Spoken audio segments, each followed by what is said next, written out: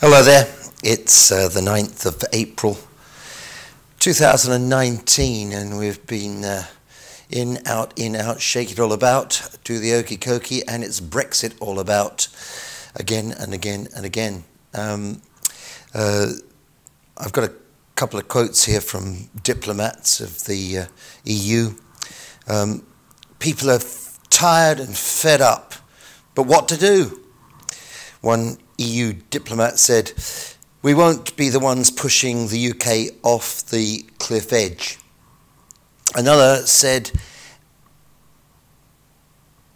"European power does not want chaos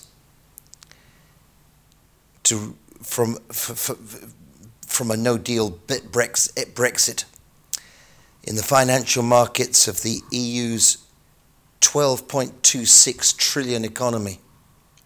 Nobody wants to pull the plug by April the 13th, one official said. But for how long, I don't know. France will ask a lot of questions in Brussels."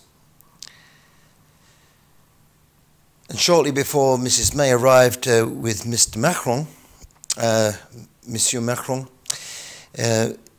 one of his officials said, "In the scenario of an extended delay,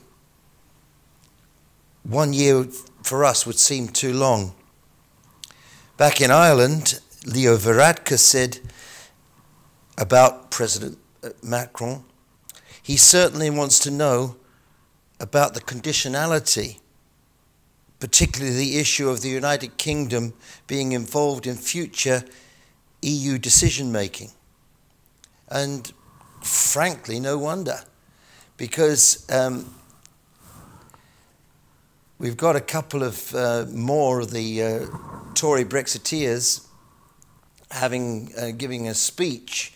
We've got Tim Lawton, and along with Jacob Rees-Mogg yesterday, they've been saying that if the UK takes part in the European elections later this year, they should wreak havoc within the European Union.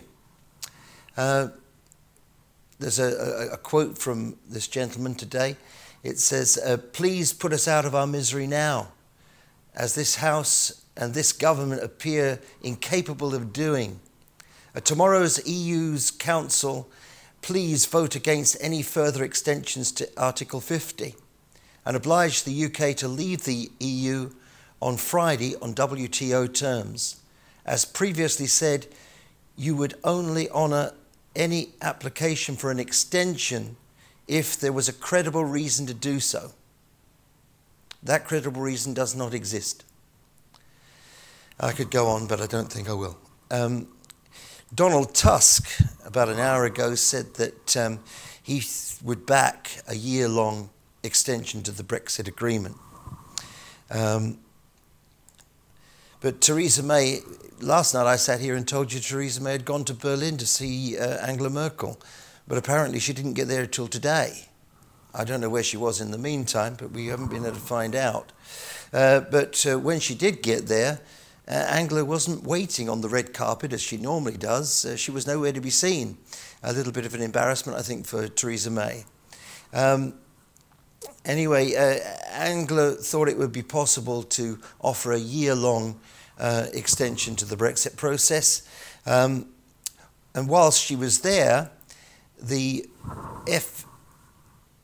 FDP party drove this van past the Chancellery.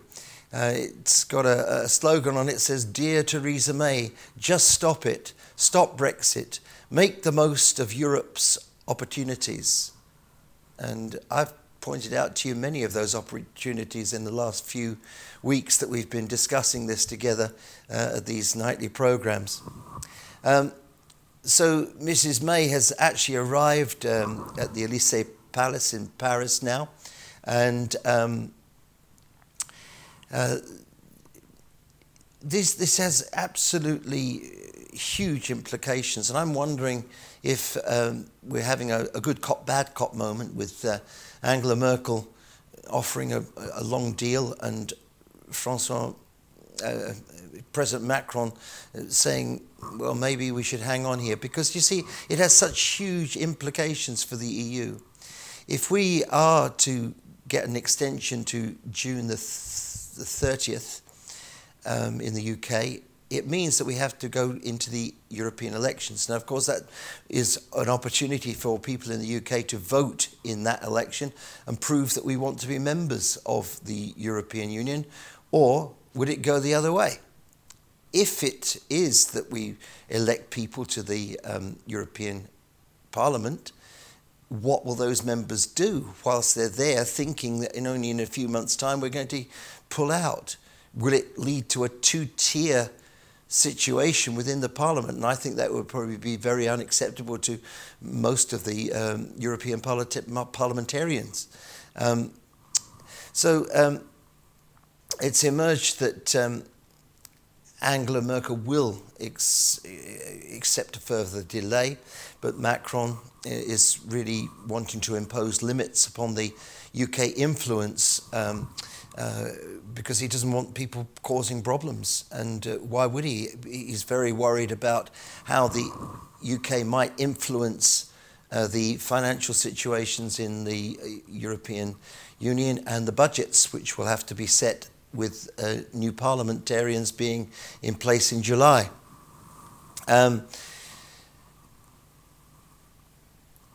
Of course, this is going to be okay for Mrs. May because she and her husband have bought a nice new house in Southern Ireland. And I suppose that'll be okay, provided the thing doesn't go wrong on the border and cause more troubles to erupt there in Ireland. Michel Barnier has been speaking yet again. He said that an extension has to serve a purpose. It has got to serve a purpose and provide more time, if it's necessary, to ensure the political process that he's described before is crowned with success, and that a majority is gained in the House of Commons. The issue of the length of the extension, which has been discussed at great length with its possible pros and cons, I'm not going to make a statement on that, he said. From my vantage point, it is not up to me to do so. But the duration of the extension has got to be in line with any case that Mrs. May might bring to the Council. He went on to say that if there is no deal Brexit, it would be the UK's fault, not the EU's.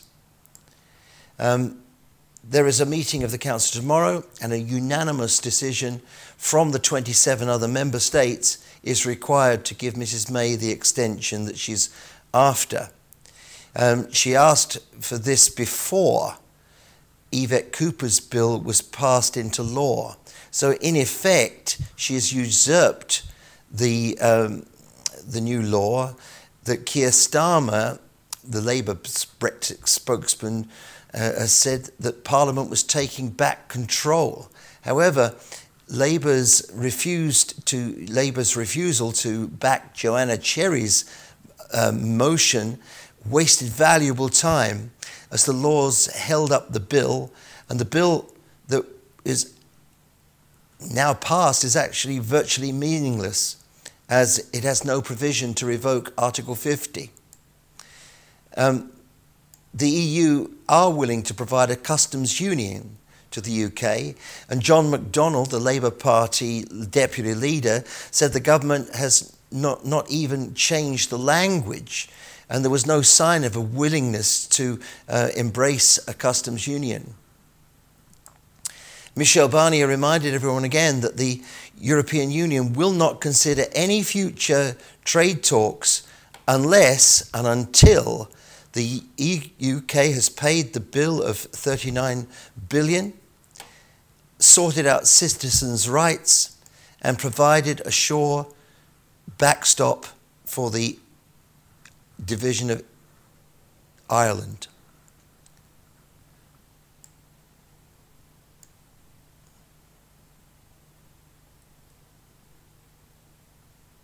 Yeah, so now if it gets to Friday and no extensions agreed, Theresa May does have a choice, because our Scottish SNP members went to the European Court of Justice and made sure that it was possible to revoke Article 50. It still is possible. All Mrs May has to do is to ask for a revocation. She's just got to write a letter and it's all over. So there is a choice, a no deal or revocation. But don't worry about all the trading things, because Liam Fox is on the job. He's been out there ensuring that we've got plenty of people to trade with as soon as we go to WTO rules. And remember, we have to have an agreement with people even under WTO rules. We can't just go willy-nilly out there into the marketplace. But a couple of days ago, Liam signed up Norway and Iceland to the the growing list of countries. I'll read them out to you just so you might be able to do this off by heart. I've done it for you a couple of times. We've got Chile, or Eastern and Southern Africa, the Faroe Islands, Switzerland, the Palestinian Authority, Israel, the Pacific Islands, the Caribbean countries, and Norway and Iceland. So that's a great bunch, and I'm sure we'll all do well, because they're good countries and they've got great products, and but they're none of them very big. So MPs agreed to Mrs May's plan to ask for an extension until the 30th of June by 420 votes to 110 votes in the Commons today. But she'd already asked for that, so it was a kind of a bit of wasting of time in the Commons, I suppose. So the IMF said that even in a relatively orderly no-deal Brexit scenario, with no delays at the borders and minimal financial market turmoil, the economy of the United Kingdom will shrink by at least 3.5% by the end of 2021. And this is from a big world outlook thing, and I think we're going to skip on to a part now where Patrick Harvey, the co-convener of the Scottish Greens, said today, whether it's the Euro election or the case for putting Brexit back to the people, the Conservatives are running scared of democracy. But we are delighted that the EU elections will be taking place, because the people of Scotland will have the opportunity to let this government and the toxic Brexiteers that have plunged the country into chaos know what we think. The Scottish Greens already have a strong and diverse field of candidates that our members will pick 6 names from, with voting opening on Friday. The top place on the list, and at least half the candidates will be women. We'll be working with our colleagues in the European Green Party, whose campaign to renew the promise of Europe is underway for some time. The Greens are successfully pushing back the toxic forces of the far right and setting out a strong agenda for a fairer, greener and more democratic Europe. Now, the SNP have already selected candidates, and that's been going on for quite a while. Commenting on the House of Commons debate, which I mentioned a few moments ago, Ian Blackford MP, the leader of the SNP group in the House of Commons, said this: the UK faces a Brexit cliff edge in just 3 days' time. Theresa May must stop ignoring the wishes of the people of Scotland and put the brakes on Brexit. The immediate priority is to avoid a no-deal catastrophe on Friday. If that is the situation we are facing, then Article 50 must be revoked this week and Brexit cancelled. And if you remember, that was the last part of Joanna Cherry's motion last week, but that wasn't on the cards. Now, in the meantime, some more of these Brexit consequences, which nobody, not you, not I, or anybody's thought about. We've talked about passports and visas for holidays and things, and we've talked about the mobile phones and the trade, the international trade in the UK having to lower all the tariffs to zero in order to make sure that lorries can get into the country at least, even if they can't get out. Well, here's another incredible thing, because all the EU agreements on sanctions are going to be null and void as soon as the UK leaves the European Union. So today they've had to spend a good deal of time making laws in order to carry on sanctions. It's for good reason, because these sanctions, if we are considered by other countries to put in less sanctions than they have, we in the UK could be considered as sanction busters, and that could bring us into the international courts, and we could be in deep trouble and face huge, great big fines. So today they've been discussing sanctions on Burma. Well, that's not Burma, that's the old empire name for it. Myanmar is the name of that country now. Aung San Suu Kyi, you know of her, I'm sure, because she was in the news a lot. There have been sanctions on Venezuela because of the right wing and all the stuff that's been going on there. Sanctions for Iran, which that's been muddled up by Mr. Trump's bothers there. And so, look, there was Peter Grant was speaking in the House of Commons today, and the Tories jumped up and started to shout him down. But we found an incident of exactly what Peter Grant was complaining of. So I think we've got a couple of bits from the Commons and a wee bit from a Westminster Hall debate a little bit a while ago, though. It was one we found that actually supports what Peter Grant has to say. So I'm going to shut up and let you watch these and let you make up your own mind about it all. I wonder if I might courteously but firmly refer him to the speech I made at Chatham House, outlining what I believed over the last 30 years were the real reasons for the collapse of the Venezuelan economy. It was an attempt to be as impartial and intellectual as one can be in saying this, and to say that we don't have concern for the people of Venezuela is, I think, something he should withdraw, as the whole motivation for our entire policy, which I'm pleased to say is very much a cross-party policy, is one that he should join rather than criticise. Mr Deputy Speaker, I stand absolutely by the statement. There have been occasions in this House when members on the government benches have used the failure of the economic policies of the Chavez government as a direct jibe against the Leader of the Opposition, and those comments have been welcomed on the Conservative benches. His knees.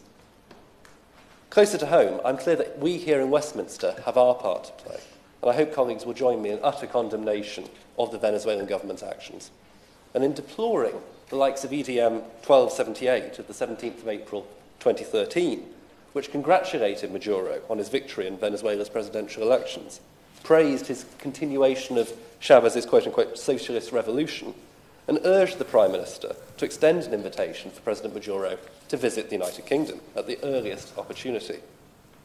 There were just 13 signatories to this nonsense, unlucky for some. Among them were the people who are today the Leader of the Opposition, the Shadow Chancellor, and the Chair of the Labour Party. Well, you must know that the Scots enlightened the world, and the SNP members of Parliament continue to enlighten the world, and it's a shame that they don't get listened to a little bit more. And that's really one of the biggest points about this programme, Scotland at 7 from Broadcasting Scotland. We're trying to bring you the news from a Scottish perspective, and I think we bring you some things that you won't find on other broadcast networks. Just to finish off our coverage of the Brexit stuff today, without an extension, the UK will leave the EU on Friday without a deal and no prospect of a trade agreement with the EU. The EU will not consider a trade deal with the United Kingdom until the money is paid, citizens' rights are sorted out, and the Irish border question has been resolved. I don't know how cold it can get, but I think we might find out if nothing's agreed by Friday. So take a deep breath again. I've said that many, many times on this show, haven't I? Take a deep breath. Well, let's move on to something slightly different. It's sad again. We did report on this last night. The Clutha helicopter crash. The inquiry at Hampden Park football ground, they're using that for the venue. There's nothing that much new, but there is something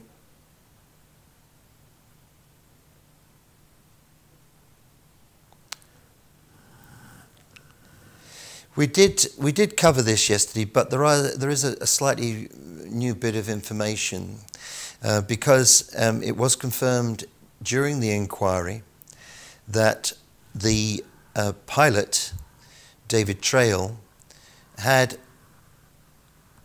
5 low fuel warnings during the flight. And this should have indicated that the flight should have been brought to an end within 10 minutes. So that was something. Apparently the helicopter was estimated to have 86 kilograms of fuel on board. Now, I don't know why they describe it like that. We usually talk about fuel in terms of litres, but I suppose on an aeroplane it must be the weight, because that's how much it's got to support. So there will be more from this inquiry as the days go by. All we can say is it was a tragic loss of life, and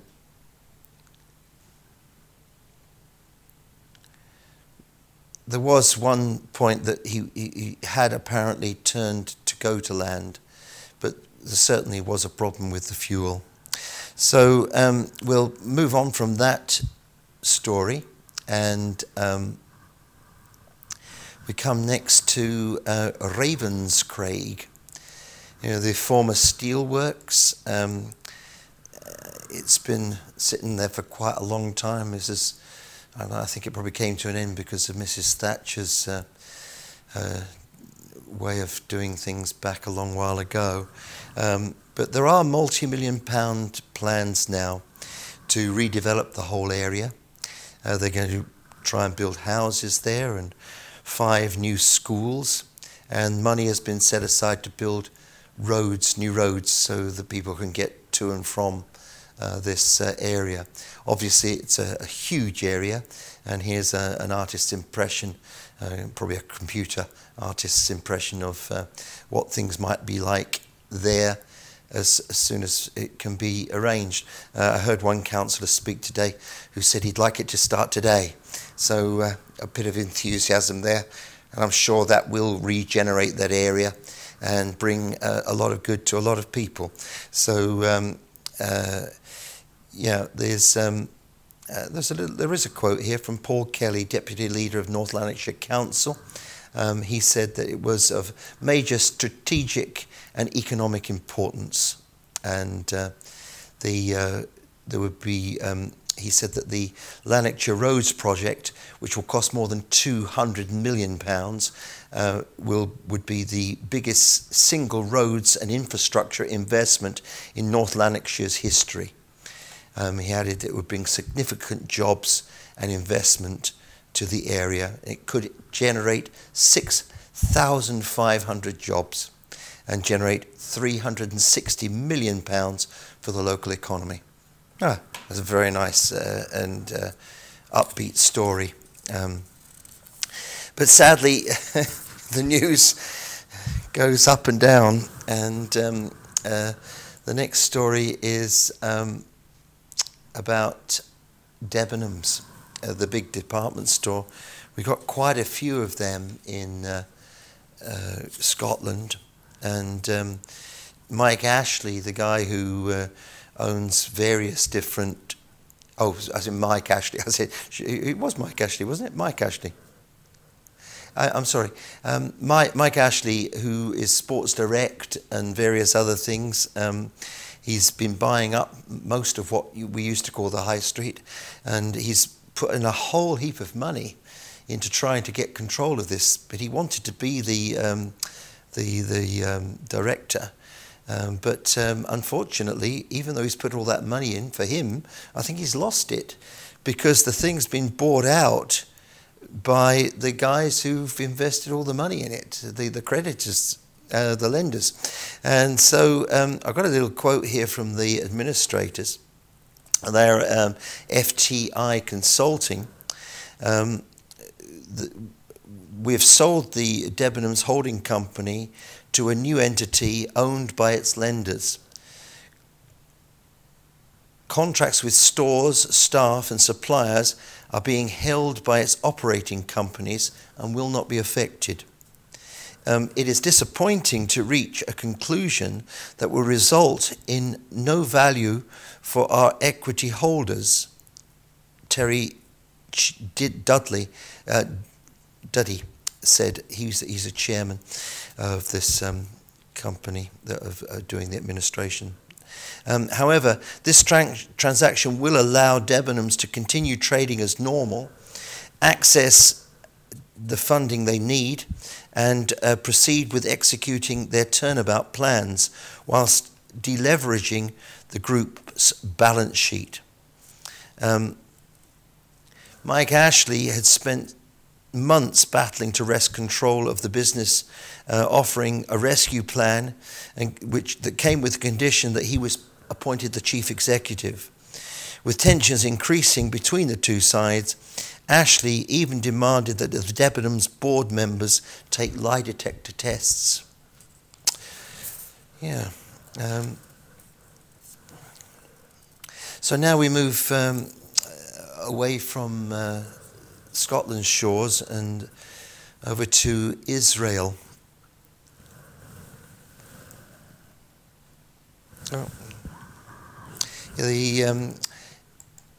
Israel, it's the elections there, and the Likud party with Benjamin Netanyahu, and he, of course, wants to continue to be the Prime Minister of Israel. One, probably because he likes the job. He seems to like being buddies with President Trump and various other people. But he has been charged with corruption, and this means that if he does not win the election, it's highly likely he'll be taken to the courts and tried and possibly convicted, and will have to then spend quite a bit of time in jail. It could happen, it might not, but certainly it's a possibility. And the final polls released just a while ago showed mixed results. Netanyahu's Likud party was slightly behind Gantz's Blue and White party. And Gantz is, of course, a former military man, and of course some people in Israel feel that there's not that much choice because they're both kind of hard guys. But the Blue and White have a better chance of forming a coalition with allies contending seats with the far right and religious electorates. It's an interesting country. You know, Israel's got many different parts to it and many different groups. Some are very far into the Jewish religion and they practice one way, and yet you've got on the other hand people who don't take that. So, but there are 6.3 million folk in Israel who can vote, and in the preparations for the election day, the military has said it will close all the crossings with the West Bank. There will be more than 2.5 million Palestinians who live under the Israeli military rule but cannot vote. And Gaza, where there are 2 million more, live under the blockade. Inside Israel, where a fifth of the population is Arab, they have and has a right to vote. There have been calls for the election to be boycotted in a long-standing symbolic protest against the country's treatment of Palestinians. So we'll keep you informed with that. Oh.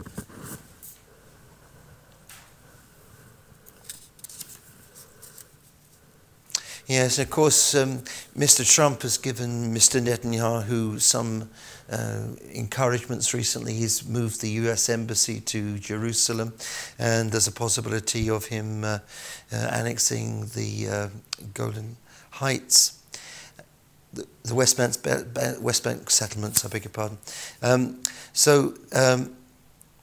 Well, we'll keep you informed as the result of that it comes to us later. Back home again to Scotland and Peebles. Lovely word that, Peebles. Plans to convert an old Borders mill into housing have been rejected because they failed to adequately replace allotments on site. Allotments where people can grow their vegetables and flowers, etc. Moorbrook Textiles wanted to build 70 houses at the former March Mill in Peebles.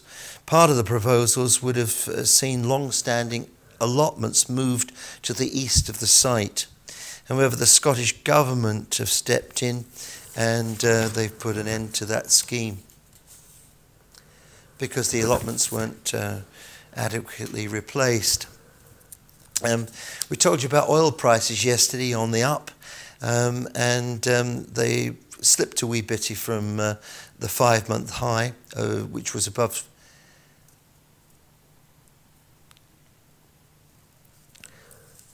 so they reached the 5-month high of $71 a barrel, but they have fallen back a wee bit. But 70.5 is still fairly high. Yeah. Now, let me just have a wee looky here. Yeah. Turkey. We talked about Turkey yesterday and the increasing battles again. I beg your pardon, that was Tripoli. I beg your pardon, I got muddled. Turkey. Recep Tayyip Erdogan's ruling party says it will seek a rerun of last week's mayoral elections in Istanbul, citing alleged irregularities. The ruling party chairman announced the decision on Tuesday after Turkey's top electoral authority rejected a request for a full recount of the votes in March 31 elections.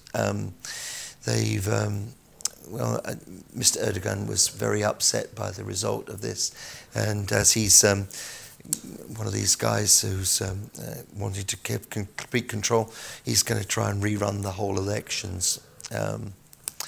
So that's the end of that one. We've got a little bit more about Tripoli from yesterday. A warplane attacked Tripoli's only... Oh, we said this yesterday. I think that one's out of the ballpark. And out of the ballpark is a good way to end the show tonight because Scotland's women's football team have won 1-0 to the Brazilian football team. And that happened in Spain, I think. And it boosts the chances of the Scots team being included in the World Cup.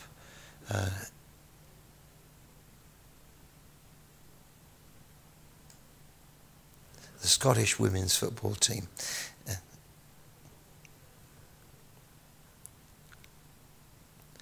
So I'm being talked to by the young woman in the control room who says this is now, when we talk about the Scottish football team, we're talking about the Scottish women's football team. I'm afraid I'm not well up on it. But I do know that they've won this match today, and I'm very pleased. And they keep winning, and they're splendid, and they're a great a lot of ambassadors for our wonderful Scottish country. I'll have to get into football a bit more. I'm sorry, it's not where I've been at. But thanks for watching again tonight, and heaven knows what will happen on the Brexit front tomorrow.